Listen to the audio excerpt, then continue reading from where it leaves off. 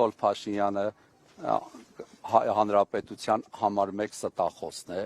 եւ քանի որ Նիկոլ Փաշինյանը իրենց ասել է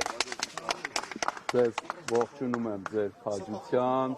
ջան, համարձակության, երբ որ Նիկոլ Փաշինյանը մեկին քաջ է կոչում, խոսում է այդ մասին, որ ինքը վախկոտ է։ Եթե մեկին ասում է, որ դու համարձակ ես, ուրեմն ինքը լկտի պահված ունի, եւ ասենք Նիկոլ Փաշինյանին իմանալով, մենք հասկանում ենք, որ որևէ մեկին, որ ինքը գովում է, վարկաբեկում է։ Այսօր ասում է մեկը հավատացյալներից Գնել Սարգսյանը քեզ իր ուղիղ եթերում քննադատել է, ասի շատ շնորհակալություն իրենից, որտեվ եթե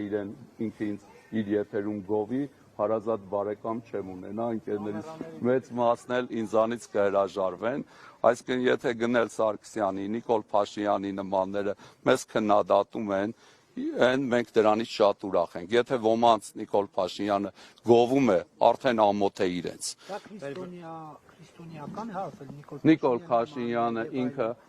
Եթե համարում եք մոլորված զավակ, պետք է հոգևորական օրինակ այդպես խոսի։ Ինքը մոլորված զավակ չի, ինքը մոլորեցնող գայլ է, եւ մեր բարեպաշտ ժողովրդին էլ գառան մորթով գայլերից զուգացնում ենք։